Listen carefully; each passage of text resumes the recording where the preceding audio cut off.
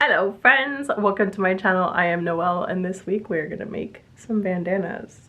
I had some in my video last time and everybody was like, please show us how to make bandanas. It is literally just a square or maybe a rectangle if you want it to be, with some hemmed edges. So I'm gonna show you how I do it, but you don't have to do it this way. You can pick a different fabric, you can pick a different shape, you can pick a different size. Sky is the limit with the bandana situation, but let's get started. Okay, first of all, I have some linen fabric here. You can use cotton, you could use poly, you could use silk, you can use anything you want. I choose linen because it's kind of the coolest. Poly kind of sucks because it's on your head and it makes your head hotter, but also it has cuter and more vibrant fabrics frequently, so you do you. I'm gonna cut this into a square. For size, I like something between 21 and 22 inches. This is 22 inches. It's a little bit bigger than I like, so I'm gonna cut these just a little bit smaller. My fabric is already pre-washed. I did it in hot cold and then I dried it on the highest temperature possible to get all of the shrink that I could out of it, and I made sure that it did have soap in there so that it took the sizing out of this if there was any. For the size of fabric, really all you need is to figure out how many of these you want to make. I'm gonna make 4, so you can fit that in almost every kind of fabric. I have extra wide fabric, so I'm gonna have a little bit left over. That's okay, it'll go in my scrap bin and get used for collars and cuffs and other things in the future. 44-inch fabric totally will work, so if you're gonna go for quilting cotton because you want a cute design, that's cool. And then all you need to do is figure out if you want 2 or 4 or 6 or 8 or whatever. I am gonna do 4, so I cut my fabric at I think 46 inches wide, which is like slightly wider than I need it because I'm gonna pull threads. You could choose to tear your fabric if you want, or use scissors and cut it. I don't like tearing because it leaves this like little fluff along the edges that gets kind of a little bit problematic when you're doing the rolled hem part of this. I like to have as smooth of a cut as I can possibly get. So I would suggest you cut your fabric if you possibly can. Feel free to rip it and then cut it if you need to. Because I'm using linen, I can pull a thread and get an exact cut exactly on grain for these, which is something that I value in these, so I'm gonna go ahead and do that. I would love to show you guys the most beautiful, picturesque, cinematic pulling of a thread that I can possibly do, a la Bernadette Banner.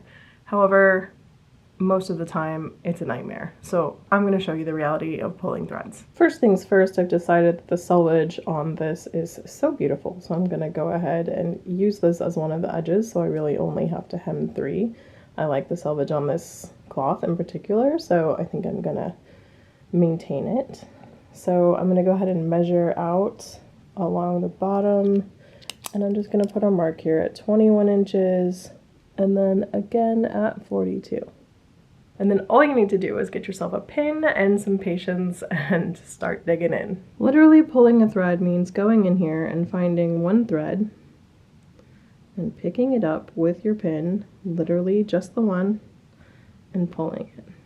And generally, like I just pulled it out, generally what you can then do is start pulling it like this. Then you'll see this line developing, and you want to get that line to go all the way across the fabric.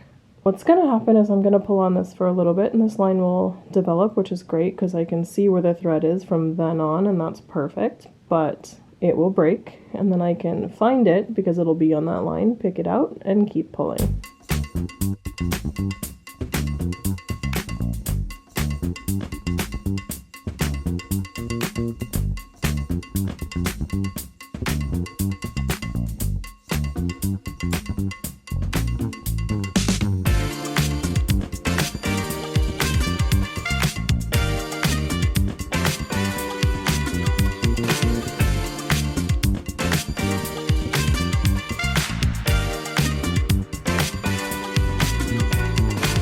Okay, in real time this took about 5 minutes. It's not really as bad as it seems like it's gonna be.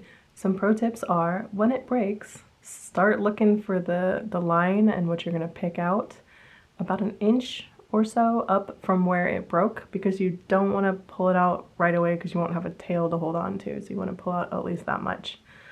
The quality of your cloth seems like it would be what determines the breakability of it, but unfortunately the softer the cloth you use, the more flexible and tenuous each individual thread is, and so therefore it will break more. If you can get it to the very end, like squish the fabric up and have it like release through the very end, it becomes a lot easier for that last pull. Like a lot more will come out because it has broken that like surface tension, especially on the selvage edges. Okay, so I'm gonna do this 4 more times so that I can make 4 squares. I need to do 2 lengthwise and 2 widthwise in order to get this, and then I will start cutting pieces out. And this is the beautiful line that it creates that is exactly on grain. Okay, so we have our second line all done.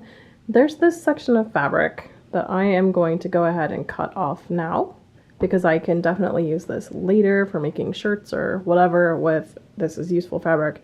And if I wait until I pull the other 2 threads, they will have this line crossing through them, and that may become inopportune for whatever I'm making. So I want to, you know, salvage as much of my fabric as possible. So I'm going to go ahead and cut this now. You can cut this with your big scissors if you like. Feel free, go for it. I cut mine with little ones and a pair of readers because I feel like I get a more exact cut. With the big ones, I tend to wander around a little bit. It's just easier for me. You do you.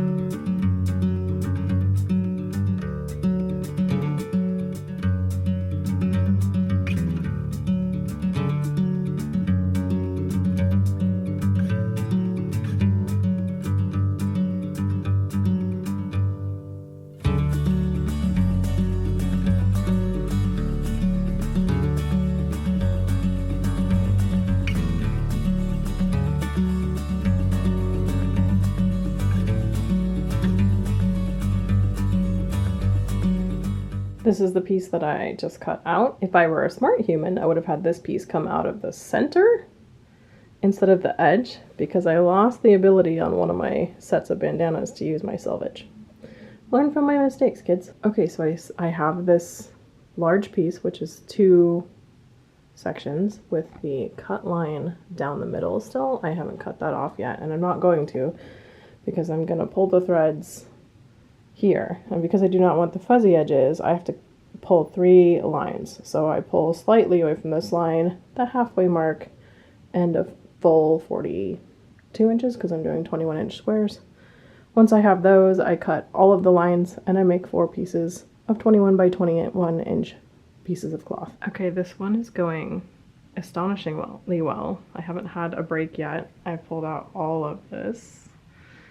And I felt it release from the edge, which is great. So then when that happens, you just keep scooching it, and it will be a lot easier because it's released from the end.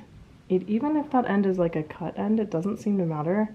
Like, there is some surface tension there for some reason. Okay, and I just keep choking down here every time you pull out some. But I just thought I would share with you this most gratifying thing. Like, even if it broke right now, I would be like, well, that was a really good run still. But here we go. It's super loose, and when you get it stretched all the way out, you can just pull on it and the whole thing comes out. And that was a one-go wonder, which is exceedingly rare in this situation. But I got one, so yay. Second one, same. So what this tells me is that the weft threads in this case are stronger threads than the warp threads, because the warp ones were the ones that were breaking all the time, and these weft ones are pretty strong. So maybe there's something to that. All right, we have 4 squares cut out, and we're gonna hem those right now. All right, a pro tip for the baby rolled hem is always to iron it first. Try not to like spread the fibers out so it starts like unraveling while you do that, but iron it. I have waited till daylight in order to do this, so I can maybe not have this brighter than the sunlight make everything around it look super black for you. We'll see how that goes. All right, let's see if we can use this crazy undercarriage light to our advantage here. This is a rolled hem foot. As you can see, it has a little curly Q in it that actually just rolls the hem. There's an entrance point right here, and as you can see from looking at the bottom of it, there's a bar that it's going to wrap around. And that bar is real important. So you kind of got to get the fabric under here and then start the roll around the bar. So that's really important. I'm going to show you how I do that. I am by no means an expert, but this is just how I do it. There are a million ways that people do this. I sometimes have this porcupine quill with a very sharp end in case I need to like push things, but it doesn't come into play very often. My corners are not perfect, I'm gonna warn you. This is by far the best method I've seen. Okay, let's see if I can do this without bumping this camera and or messing this whole thing up. I have it pretty close in, and I'm also gonna try to stay out of your way so you can see what's going on. So the first thing I do is set my machine to zigzag. And that sounds crazy, but I stick it under sort of backwards, as you can see. And just like the length of the foot, essentially, because I just want to get like 3 or 4 zigzags in here. What I'm doing is making like essentially a handhold for this thing. And this foot is a nightmare to keep my thread under. Cool.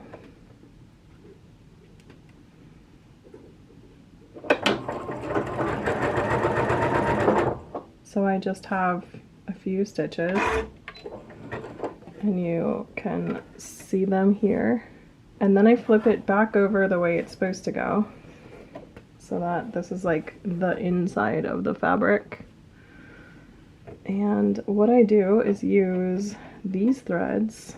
Well, the first thing I do is come cut these threads off. So if you do it like I did and you get it pretty far from the edge, you might be able to see it later, but hopefully this will curl over just enough that it won't matter. If you're using a round hem, like at the bottom of your dress, you're probably not going to need to do this part. It's only really if you're going to hit it with like an edge, a corner, basically something like this. But since this is just a headband bandana, I'm not that fussed about it. So I try to keep my fabric sort of even with the foot because you don't want it like pulling backwards, because that'll create a weird angle. This is very difficult to do without blocking your way. But what I'm going to do is take these threads and learn to fly and pull them back behind the foot and use them to guide this fabric into the curve. Cool, it's in the curve. I'm gonna put the foot down. I like to have it so it's not yet under the needle because that seems easier to me. You can use these threads to pull it a little bit more. That tends to pull a little bit out more at the beginning. This will be uneven for sure, so just prepare yourself. I also like sort of curve the fabric a little bit in my hand, and then I make sure to put it back on a straight stitch. That is a mistake I have made 1,000,000 times. It's fine if it happens. And then I just take a few slow stitches and I pull gently with the threads just to keep it even. And we have started our little rolled baby hem. It does stick out a little bit on the edges, and you know what? It's gonna stick out on both edges, like this little corner thing that's sticking out. I just literally use my scissors and cut that right off. It's stitched down so nobody cares. So then sometimes I take my finger here and I just stick it in this slot and I move forward. You can go slow. I find it actually kind of goes better if I go faster. What you don't want to do is let your fabric go in underneath this foot here. You want it to like roll gently into this curve without ever sliding underneath the actual foot. And you want to make sure that it doesn't pull back like this, because there won't be enough and you'll see the edge of your hem. It'll still hem it though, and it's still actually totally fine if that happens. But yeah, I just sort of like proceed.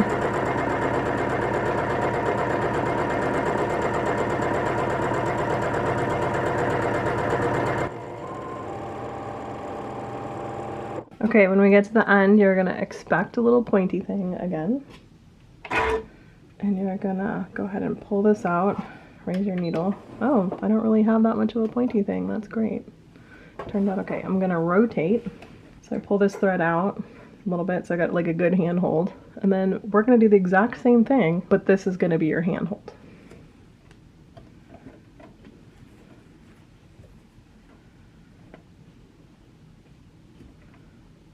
So I guide it in, and I put my foot down. And if you don't feel like you guided it in well enough, like I don't feel like I guided it in, it's kind of like flopping back out, cool, just pick it back up and do it again. And this is a thing you're gonna have to just kind of get a feel for.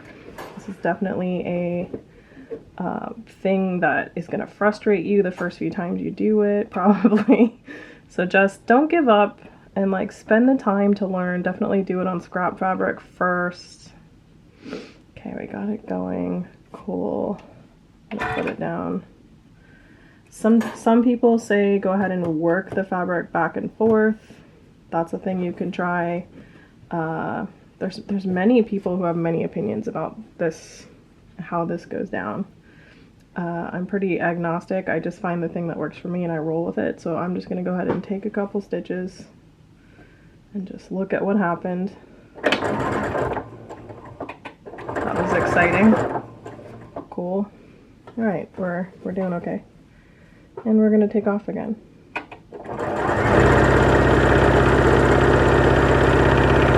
So as you can see back here, we have a pretty good corner, but it has these threads on it and it has this little extra bit, and honestly, I just snipped that right off. It's fine. Dunzo, perfect corner.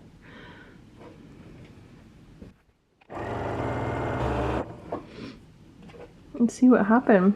Oh, I probably ran out of bobbin thread. It happens.